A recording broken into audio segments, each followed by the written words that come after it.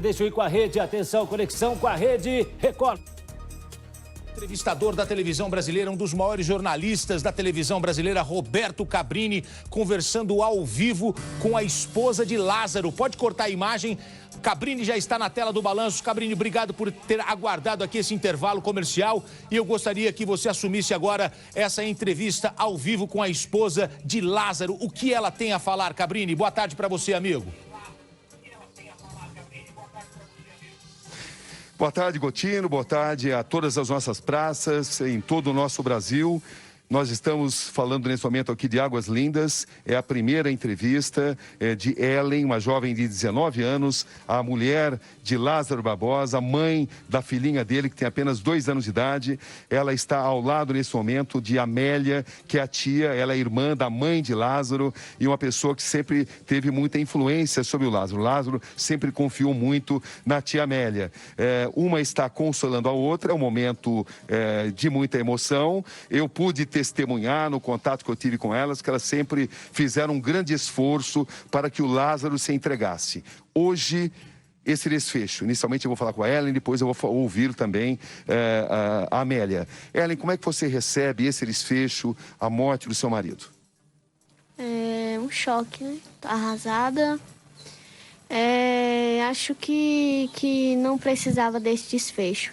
Desde o início, eu tenho me disponibilizado para ir na mata. E eu tenho certeza que se eu tivesse ido com ele cercado, ele ia se entregar. Os policiais do Goiás sempre quiseram ele para matar, não para prender. E disso eu tenho certeza. Eu e a tia dele temos certeza. Porque se eles quisessem ele vivo, eles iam ter ele vivo. Porque eu e a tia se disponibilizamos para ir na mata. E se nós tivéssemos ido, nós tínhamos convencido ele. A gente tinha convencido, não precisava disso tudo. Amélia, a senhora concorda com isso? A senhora como tia do Lázaro? Concordo sim, Cabrini. Concordo plenamente. Eu acho que atiraram nele demais, não precisava tudo aquilo, gente. Por que não deu um tirinho 2 nas pernas para que ele se entregasse, se recuperasse, para depois ele explicar o que ele fez ou deixou de fazer? Mas foi muito cruel o que fizeram com ele. Eu só me sinto na obrigação de informar, o próprio secretário deu essa informação agora, que as forças policiais, o próprio secretário de Segurança, informa que houve resistência, que ele disparou tiros e que não havia alternativa. Esta é a posição da força-tarefa que há 20 dias está trabalhando no sentido de capturar ou de ter esse desfecho que nós assistimos hoje aqui. Tudo bem, Cabrini, eu concordo que ele estava mesmo disposto a não se entregar, para, se fosse possível, né, trocar tiros, sim, eu concordo com isso. Mas o que eu não concordo, Cabrini, foi tantos tiros, Cabrini, tantos, para que metralhar daquele jeito? Porque ele estava talvez resistindo, né? Mas enfim, a senhora está revoltada com isso, né? Não precisava tudo. Eu não vi ele depois de tudo isso, mas eu vi nas fotos, no celular de um rapaz. Ele não tem canto no corpo dele para não ter um tiro, Cabrini. Não precisava tudo isso, metralhar dessa forma, gente. Ellen, você reconheceu o corpo, né? Você esteve no hospital de Águas Lindas e você reconheceu o corpo? Sim, reconheci. O que você observou? A cabeça dele estava muito inchada. Muito, muito, muito inchada. E eles conseguiram o que queria, né? Matar ele. Você sempre teve esperança de que ele se entregasse e que a vida dele fosse poupada. Nesses últimos dias eu cheguei até a acompanhar tentativas de mensagens, não se sabe totalmente se era ele ou não, mas houve tentativas talvez de comunicação e mensagens da própria filha foram enviadas e vocês sempre tiveram muita esperança de que ele se entregasse, mas isso não foi possível. Isso, e eu mandei uma pergunta-chave para essa pessoa, para saber se realmente era ele, e essa pessoa não respondeu. Então, a gente acha que se tratou de uma brincadeira de mau gosto. A senhora concorda com isso? Concordo, sim, plenamente. Isso não nada mais, nada menos que a própria polícia.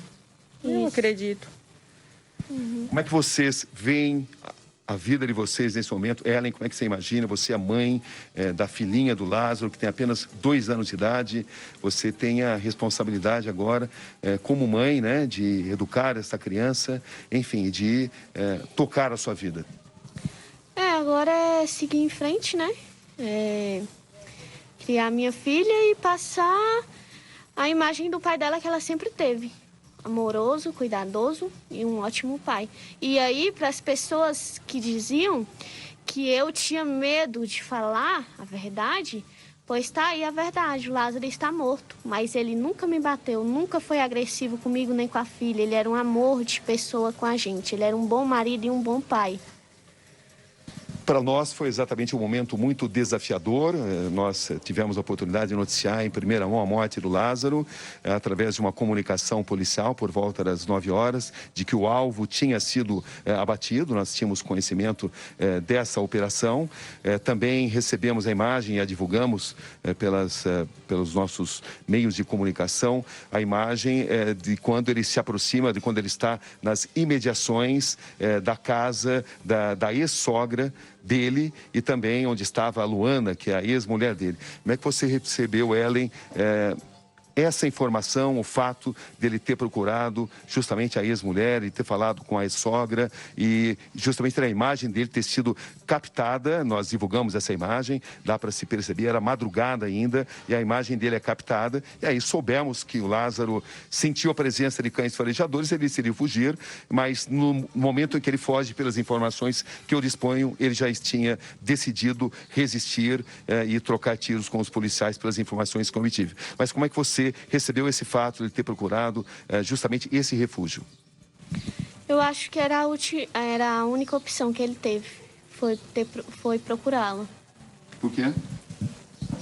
Porque eu não sei se ele chegou a ir lá em casa, não sei. Eu acho que a única opção que ele viu, de alguma coisa, acho que pelo menos aparecer para dizer que estava bem, foi ter ido lá. Amélia?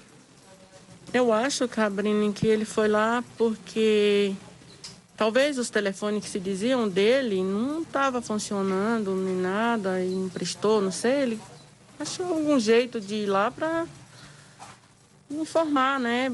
Dar uma notícia que passou por ali, alguma coisa assim, né?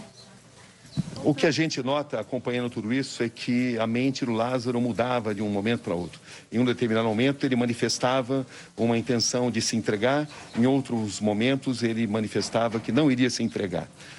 E ele passava essas informações, as mais diversas formas. Eu não vou divulgar, tive conhecimento de algumas coisas, mas eu não vou divulgar aqui. O que você atribui a essa decisão final dele de resistir à polícia?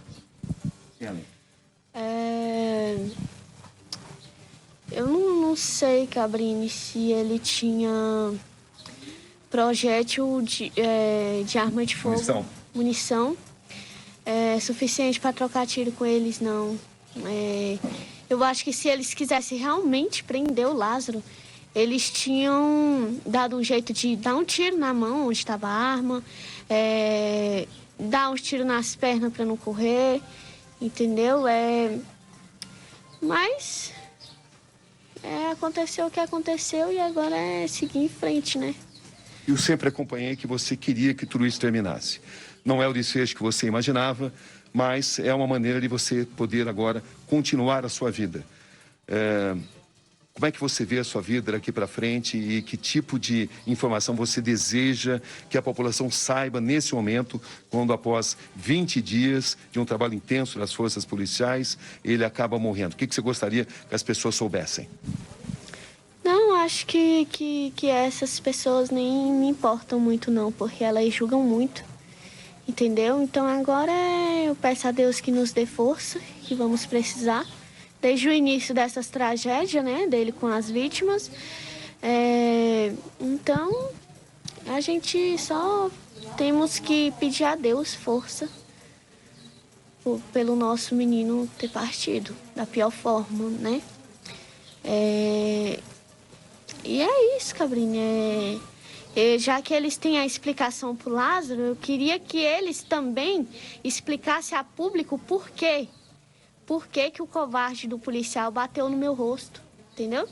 Fala para ele que queria que ele dissesse qual foi a justificativa, entendeu? Já que eles têm a justificativa porque matou o Lázaro, porque ele reagiu, e eu, naquele momento que estava sendo oprimida por mais de 10 policiais, e tinha uma soldada mulher e um policial homem que bateu no meu rosto.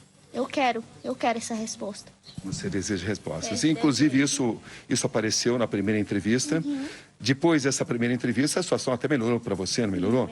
É normal que os policiais tentassem saber o paradeiro do Lázaro pelos parentes. Você entende isso, não entende? Isso, entendo. Isso é um trabalho normal das forças policiais. Sim, é um trabalho normal, mas não é um trabalho normal eles me agredir. Quer dizer que a Maria da Penha não funciona para policial? Já que eles se dizem seus heróis,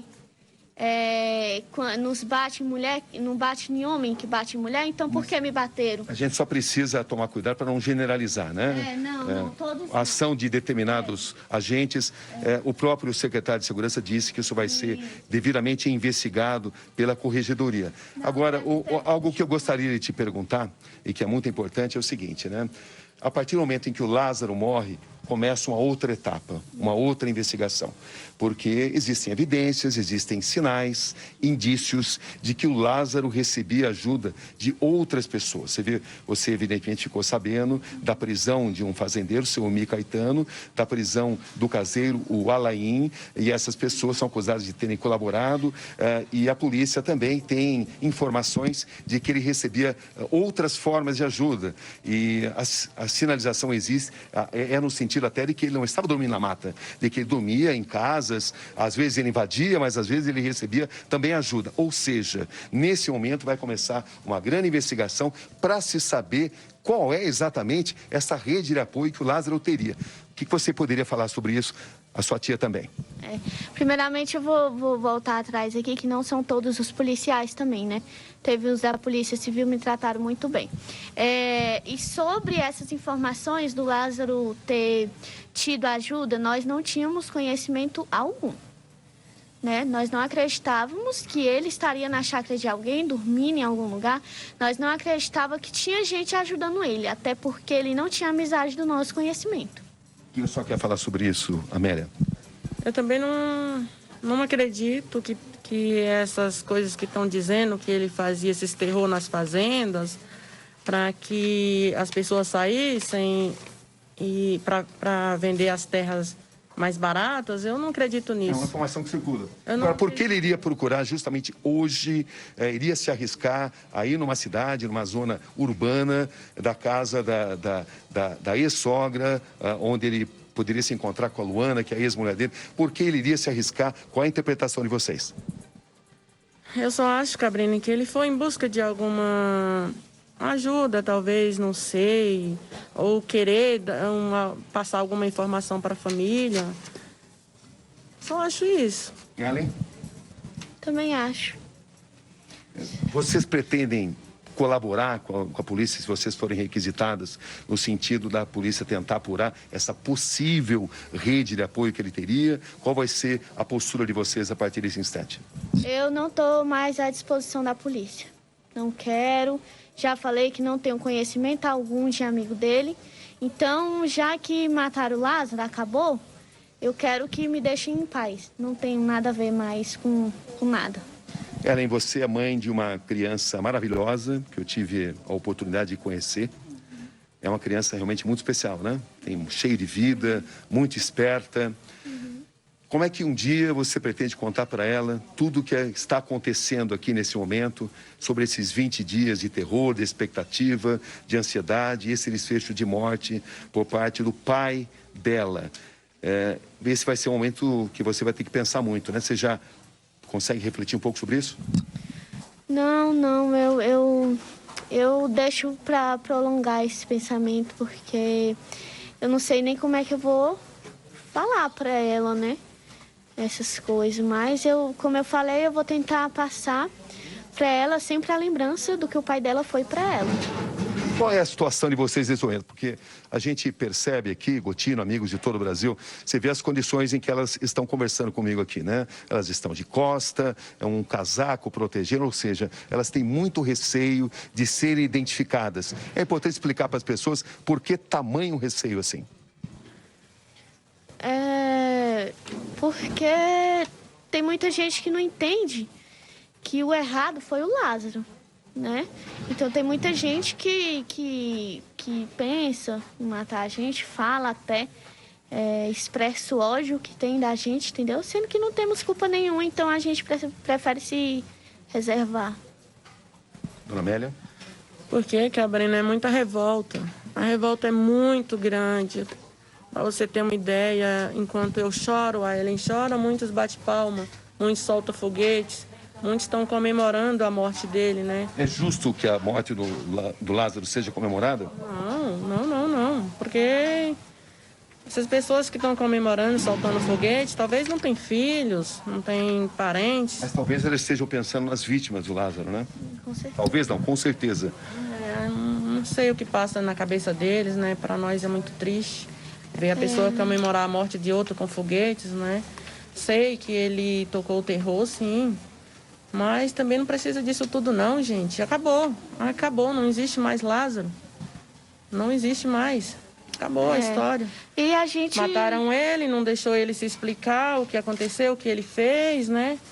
E nós sabemos que ele estava especialmente revoltado numa mensagem que foi enviada, não vou dizer como, mas uma mensagem que ele enviou, ele disse que estava assim muito revoltado porque não era só ele o responsável pelas mortes.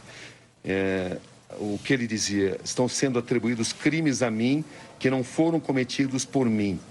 E isso ele fazia com que ele ficasse muito revoltado e que ele decidisse, inclusive, resistir, né? Como é que vocês veem isso? Sim, eu vejo isso sim, que ele estava com muito medo, porque era muita coisa em cima dele, coisas que talvez ele não fez, né? E agora, aproveitando, Cabrini, depois que ele está morto, não sei se tem como, essas pessoas que foram vítimas, que se diz ser estropada por ele, aproveita e faz um exame e mostra pra gente.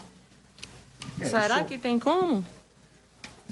A gente sempre tem que respeitar muito a dor das vítimas, né? Tem a dor de vocês.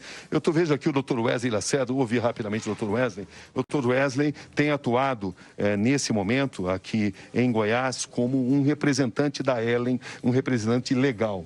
O senhor pode se aproximar aqui, é televisão ao vivo, é assim mesmo. Dr. Wesley Lacerda, eu vou até ficar de pé para poder ouvir o senhor melhor, em condições melhores.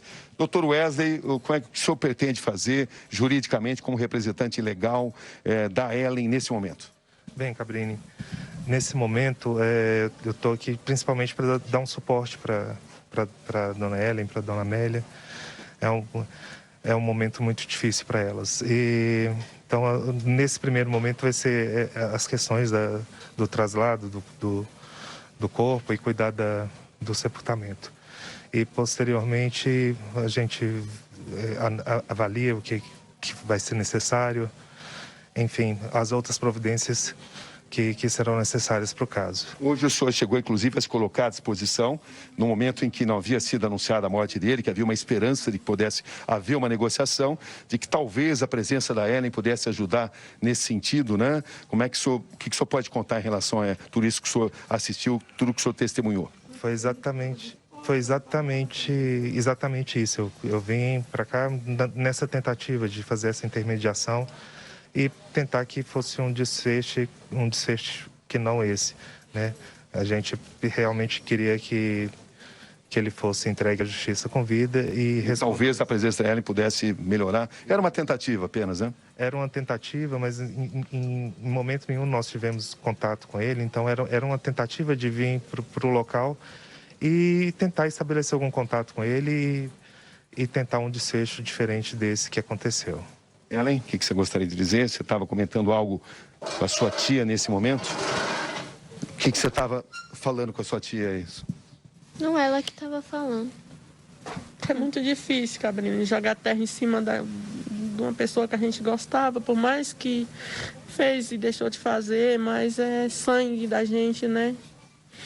E vocês pretendem agora participar de uma despedida aí? O que vocês pretendem fazer em relação agora? O corpo vai ser liberado em algum momento, né? O que vocês pretendem fazer em relação a isso? Não é fácil, né? Porque ao mesmo tempo vocês estão sob enorme pressão, vocês estão sendo assediados por parte da população. pessoas que, inclusive, têm mandado mensagens ameaçadoras, né? Vocês me relataram isso. O que vocês pretendem fazer agora em relação aos preparativos para o sepultamento? Você chegou a pensar sobre isso? Eu mesmo não, Cabrini. Eu ainda não sei o que vai acontecer, não sei, porque financeiramente nós duas aqui, que são as mais próximas aqui, nós não temos condições desse sepultamento. Queria ver com a mãe se a prefeitura de Barra do Mendes vão mandar a ambulância para sepultar lá na Bahia, eu não sei ainda, né? Ela não está em condições de falar, não está dando conta. Mas a gente vai fazer o que for possível, vamos despedir dele, vamos cuidar dele até o último final. É nosso sangue, sangue da nossa família. É o nosso menino, né, Cabrini? Eu ainda não consigo acreditar que ele se foi. Não consigo. E é um momento muito difícil para nós também. Como foi para as vítimas, para nós também está sendo. Porque apesar do que ele se tornou, ele era uma pessoa maravilhosa com a gente. Então a gente tem esse amor com a gente. Até o último instante, você pensou que a sua presença pudesse evitar esse desfecho? Sim, só que em momento algum, até o último momento, a gente tentou. Muito bem, nós estamos com o Roberto Cabrini, ao vivo, conversando com a mulher de Lázaro.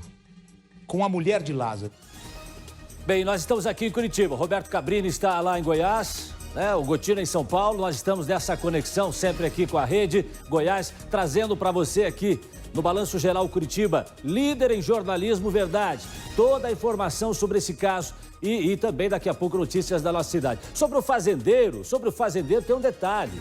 Daqui a pouquinho a gente tem para você um depoimento, inclusive, do caseiro. O caseiro fala, porque o caseiro foi fundamental depois para ajudar, inclusive, a localizar e a contar. E vai ser fundamental, talvez, para identificar realmente se existia alguma rede por trás do Lázaro para tentar vender essas terras mais baratas. Enfim, essa investigação toda que continua. Ali tem o caseiro mais novo, né? E lá o fazendeiro. E o Lázaro que hoje perdeu a vida, então, nessa troca de tiros aí com a polícia hoje de manhã. Seu fazendeiro, no momento que ele foi preso, ele continua preso. E tudo indica que realmente havia uma rede de colaboração com o Lázaro. Mas isso a gente vai voltar daqui a pouco lá para Goiás com o Cabrini e também com o Gotino. Já a gente vai trazer mais informações sobre esse caso. Continuamos acompanhando. Não sai daí, vem cá. Olha, acabou. A caçada ao Lázaro terminou hoje depois de 20 dias. Entramos no 20º dia de buscas. E depois das imagens, aliás, a madrugada foi intensa. Essa madrugada de segunda-feira, ali na região de Girassol, Cocalzinho, né? Enfim, naquela região ali de Goiás, do Cerrado, nas buscas ao Lázaro, que terminou desse jeito. Hoje de manhã, depois de uma troca de tiros com a polícia de Goiás, o Lázaro foi alvejado por mais de 20 tiros e aí não resistiu. Foi levado ainda para a ambulância, da ambulância foi para o hospital, mas é claro, recebeu mais de 20 tiros e não resistiu. Policiais por baixo. Policiais também de helicóptero, né? E aí a comemoração dos policiais depois de 20 dias de caçada ao Lázaro Barbosa, Nader Khalil. O Jasson, o que eu percebo diante das imagens que nós estamos acompanhando é que vai dar muito o que falar a questão da morte e o que a esposa, a companheira do Lázaro, a tia, falaram em relação aos disparos. É bom ressaltar, e vou dizer mais uma vez, o Lázaro, na noite de ontem, foi visto entrando na mata depois dessas imagens. A polícia tentou fazer com que ele saísse, porque a orientação é que o policial não entrasse na mata atrás dele durante a noite sem o apoio do scanner corporal, que identifica através do calor onde possa estar o atirador. Para preservar a vida do policial, foi dada essa determinação na noite de ontem. E os policiais pediram para que ele saísse. E ele gritou com os policiais, dizendo que não sairia e que se tentassem entrar, ele iria revidar. Ele estava armado, a imagem obtida pela polícia mostra que estava armado. Então, obviamente, a família tenta justificar de que houve um exagero por parte da polícia. Não, é que o Lázaro tinha por forma de agir, revidar contra os policiais. Aliás, eu quero perguntar uma coisa, Nader, desculpa interromper, para a doutora Márcia, né? Que é especialista nossa aqui na área de segurança, de mais de 30 anos como delegada de polícia. Como é que funciona nesse momento, doutora Márcia, em que você dá a ordem, né? E aí vem um tiro do lado contrário. A polícia reage imediatamente, aguarda uma voz de comando, como é que é isso? Veja uma coisa, nós já temos até antecedentes com essa mesma pessoa e que ela vai atirar, que é esse o objetivo dela, é sair, nem que seja ferindo ou talvez matando o policial. policial.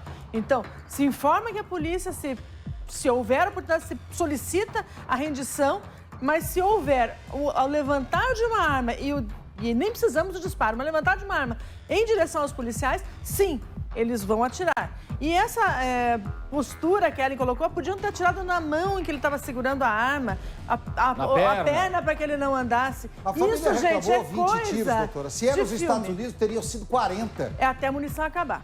Até a munição acabar. É bom Aqui ressaltar isso. Se foi 20, foi com o objetivo de preservar a vida do policial. Se essa imagem, se essa ação, se essa captura nos Estados Unidos... Olha, Jasso, pela quantidade de policiais da Rotan que estavam nessa ação, são 5 policiais que estavam nessa ação e que encontraram. Somando, pega-se as armas que eles têm, que vamos dizer, são fuzis com 25, 30 tiros, doutora Márcia. E nós tínhamos helicóptero também, onde tem pessoas armadas. Exato. Então, a quantidade de tiro deve-se, como eu já falei, à quantidade de policiais que nós tínhamos. Entendemos a postura da Ellen, por quê? Porque ela foi manipulada o tempo todo, a menina de 19 anos, que conhece ele desde os 16 e que ele faz aquela coisa. Dentro de casa ele manipula, como a mãe também falou, uma excelente pessoa e tal. Mas fora de casa ele mata pessoas, ele vive do proveito disso, ou seja, elas também estavam sendo sustentadas pelos crimes deles, talvez também apoiadas por essa rede, ou essa, ou outra ex-mulher também, né, Jason?